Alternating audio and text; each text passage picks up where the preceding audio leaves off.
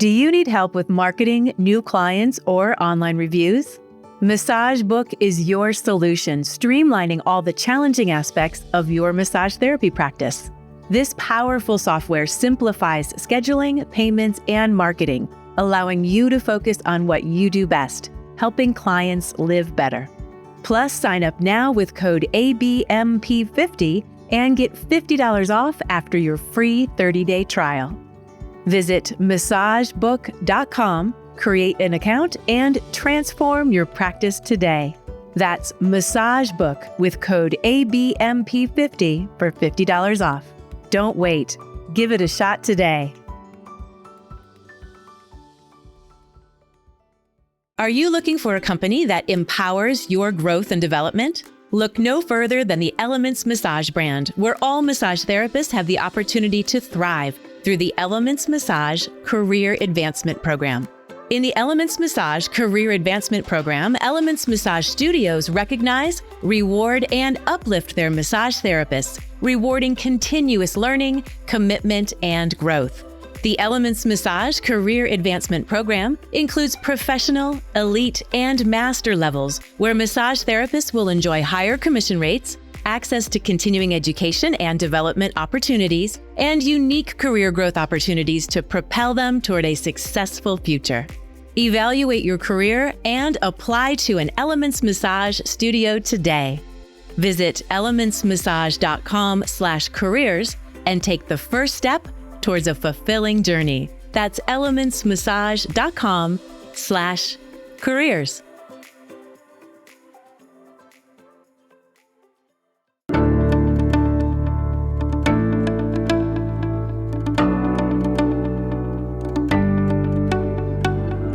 I'm Doug Nelson, and you're listening to the ABMP Podcast, a podcast that speaks to the massage and bodywork community. Over the years, I have taught thousands of hours of continuing education in the field of massage therapy. And during that time, I've seen therapists really struggle with confidence, and probably at a couple different levels. And that's the nature of this podcast that I would like to share with you. So in this podcast, I want to highlight and celebrate the power of not knowing. Meaning, quite often, admitting that you don't know can be one of your greatest strengths as a therapist, and probably in your personal life as well. And I'd like to explore a few concepts like what is true confidence, not mistaking confidence for competence, tenacity, and curiosity. To begin with, let's explore this confidence-competence connection and kind of conundrum, if you will. Over the years, as a clinic owner, as an educator as well, I see kind of two ends of the spectrum. One, I see therapists who lack the confidence to fail. So in that lack of confidence, they just don't start the journey for fear of failure, and that holds them back from any kind of progress they could make. And on the other end of the spectrum, there are therapists who really have the sense that they already have the skills and the knowledge to succeed. You've probably been in a couple educational environments with people like this who, when people introduce themselves, these people kind of go on and on about all the stuff they studied and the certifications they have and whatever. And wow, for me as an educator, there are kind of two forms of learning that people come in with. One is a performance mode and one is a learning mode. And in that performance mode, you want to showcase what your strengths are. But in the learning environment, that's really not what it's all about. Learning is really about everybody in the room celebrating incompetence, right? Because you're learning something new. And by definition, that's a struggle. And you should feel like you're not really sure what you're doing. If you're sure what you're doing, you're probably not learning anything, right? And that's what I love about the seminar kind of environment. When we're all in there together, we're all struggling, we're all learning together, we're all failing as a group. It's actually a wonderful thing. It's a holy thing to celebrate. And that creates the best learning environment possible. So here's the thing. Lack of confidence could be a really good thing, really, really good thing, if it leads you to then feel like you have gaps in your knowledge base that you need to fill, and then that leads to curiosity, and that curiosity leads to discovery. So when you recognize there are big holes in your understanding, then the next question is, where do I go to fill those holes? With whom? What resources do I need?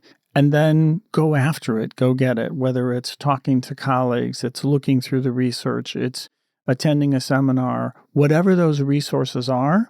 And those are just resources, right? Then you have to put it to the test. And the test is coming back to the clinic and seeing if that approach actually really works. And then if it didn't, it's time to reevaluate it again. And I think that's a really important place to come from. There are also, I hear in the seminar situation, people kind of mistaking confidence for competence. And I think, Einstein said it best, that what holds us back isn't what we don't know, it's what we think we know. And, a little bit about that curiosity component. When you think about it, you are never curious about something you already believe you understand. You're only curious about things that you feel like you don't understand. Man, when I look at my career over the years, when I look back, wow, I have vacillated between moments of both of those. Most horrifyingly for me is the overconfidence aspects. There were times in my career where I felt like I had the answer to all pain known to man, and I just cringe when I think back at some of those approaches. And, I think we all kind of struggle with those sorts of things. I'll just admit that when I look back over my career, I've had both of those things. There were times when I was afraid to step forward because I was afraid of failure. And there's certainly other times when, and this is kind of most cringeworthy, that I was just way too overconfident and didn't know what I didn't know. And I think we all struggle with this. One of the aspects about this too that I think is really important is that in the seminar situation, I think for me personally, it's trying to help people understand the process of problem solving rather than looking for an answer. And I think that the answer, teaching an answer, techniques are really answers. The thing is, to what question? It probably hasn't served us well in the profession to kind of over-focus on those sorts of things. And if I might, let me just share a story with you. It's a story about the Buddha, who has been in the mountains for 40 years meditating, and he comes down from the mountains. He comes down to this village, but before he enters the village, he sits in a rock under a tree, and at that moment, enlightenment happens. And he walks into the village, and he's just radiant, and people can see something magical has happened. And as he walks into town, everyone gathers around him. And so he stands up, high point, and announces to the town that after 40 years of meditation, he came down from the mountains, sat on this rock, and enlightenment has happened. And as with one voice, the village cried out, "Which rock?" And that's kind of where we are oftentimes in the educational thing. We're looking for an answer, but that approach, that answer in that situation probably won't apply to other ones. And I'll just say, as a clinician, think of the number of times that, let's say if somebody presents with pain at the deltoid tuberosity or pain on the lateral thigh, oh my goodness, there are so many explanations for either one of those things. And I know this drives my students nuts, but, when someone comes up and says, I have a client who, and then it's like, I know they hate this, but I'm really reluctant to tell them what I think because they actually might assume I'm right. And that's a problem because there are so many possibilities for any presenting symptom. And I probably have a 10% chance of being correct. So instead of here's what you do for that, it's really teaching them the evaluative process so that they can figure out what's really going on for that person. It's unfortunately not that one step, oh, you just do this and everything will be great. but it requires a much more nuanced understanding of that. Let's take a short break to hear a word from our sponsors. Anatomy Trains will be holding our flagship Anatomy Trains Structural Integration ATSI training in beautiful Vancouver starting September 16th, 2024. Progressively build your anatomical knowledge, hands-on manual therapy techniques, and most importantly, seeing and understanding postural patterns and developing strategies tailored to individual needs. We warmly invite you to apply today and bring your bodywork career to the next level. Visit anatomytrains.com for more. Let's get back to our conversation. For me personally, the idea that I did not have to know the answer, though, was incredibly liberating. I think it's certainly at some point in my career, I felt like when clients came in and presented with different things or that I was struggling, I mean, it really comes down to two things. I wasn't either taught very well or what they told me didn't work, or somehow it was about me as a failure, like I just either didn't learn enough or didn't do whatever. I don't know when it happened, but at some point I realized I do not need to know the answer. What I need to know and what I need to understand is the process of figuring it out. And if I have the process, I'll adapt that process to whatever novel situation is presenting in front of me. Just the same as, I've never driven in, I don't know, name a city in the United States. But you know what? I'll figure it out because I've driven in other cities. I've gotten lost before. I will figure it out. To think I won't get lost, that's bravado. To know that I can find my way through the process of getting lost and get there, that's just a more nuanced and more humble sense of confidence. And it's interesting when I think about that. The other night I was at a restaurant and there was a young man who just happened to be connected. This was a sushi bar. He was sitting next to me. He actually was doing an internship and at a company, and they put him in a position that he had very little training in that particular area of the company. And he was like, what am I supposed to provide to this company? Well, it turns out, actually, that's why they put him there. One, they wanted to see, can he learn? And two, because he had rather a beginner's mind, could he then provide us some insights in that process along the way that we haven't thought of? It's actually a brilliant strategy by the company. One, and I think they're going to end up hiring this kid because what they understood is that he knows how to learn. Because in reality, I just talked to another young person who graduated from the University of Illinois in computer science. And I asked him, how much of what you learned in college are you actually applying in your workplace now? And he is at a very high level at a tech company. And he said about 10 to 15%. But I learned how to learn. And that's the most important thing. And this goes maybe with one other thing. In that process of experience and expertise, oftentimes when I've asked people, what are you looking for in a therapist? What they often say is, I want somebody with a lot of experience. But I'll point out that, again, that may not be the best quality that you portray. So if you're a new therapist and you figure, I'm already at a deficit because I haven't been practicing that long, I can think of many cases where I would rather see someone who has not that much experience, but recognizes that and is a deep and curious learner.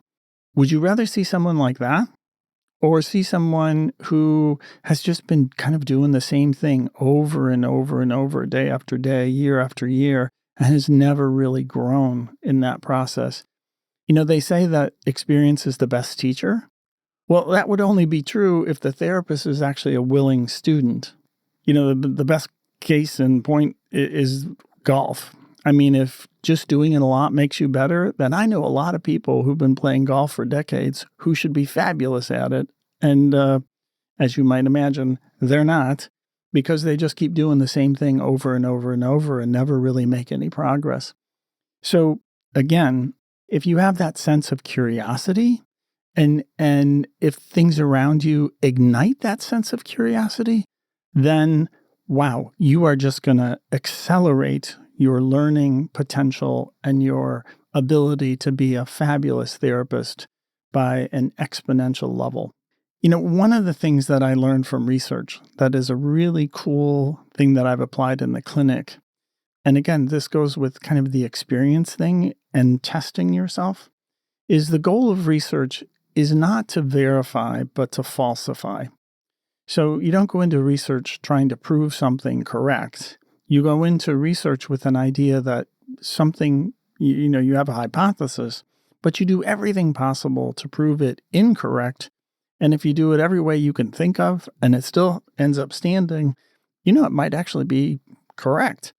So in the clinic, I'm always questioning myself. And I think that's a really important thing for all of us. It's called metacognition, but it's about being reflective in your practice, challenging yourself, thinking, am I correct in the way I'm approaching this? By what resources do I think that? What assumptions am I making? How do I know this? What are the results of my actions? I think it's a really good thing to constantly question yourself. And I think it'll make you better as a therapist. And I think the outcomes will show that.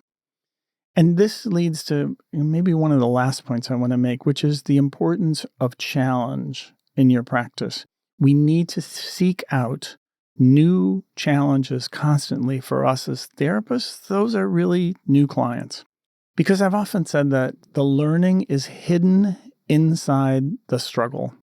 I think oftentimes, because I've been practicing for so many years, decades, that the therapists sitting in a seminar just don't believe me when I say that until we actually do, I have an advanced level where we work together seeing clients who are, these are real clients. These are not models coming in. These are real clients who want real results. And sometimes therapists will pull me aside after the person leaves and say, you looked a little lost there. It's like, well, no kidding. That's because I was lost. And I've been trying to tell you that, for years, but you just don't believe me. In the clinic, I struggle a lot.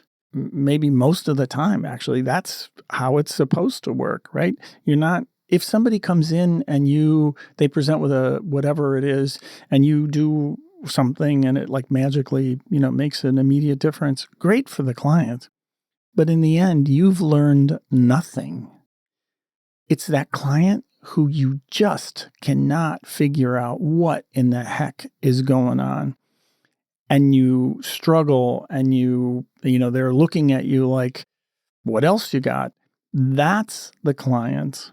That is your greatest teacher right there. And let me let you in on a little secret that I wish I would have known years ago. I've been around really high-level performers in athletics and the arts and, amazing people. And here's the secret. It's not talent, it's tenacity. What I've seen from these people in many cases is they are absolutely tenacious. They won't let go until they reach that hurdle, they conquer that struggle, whatever it is. It's that discipline, it's that grit, it's that they won't let up until they solve whatever it is they're working on. So if you're a struggler, if you're a therapist who feels like, man, is it really this hard? Well, actually, welcome to the real world. There are a lot of us out there, right? I'm one of those people. And let me just say this, be willing to fail. Commit to lifelong learning. Keep open spaces in your schedule to see new clients with new challenges.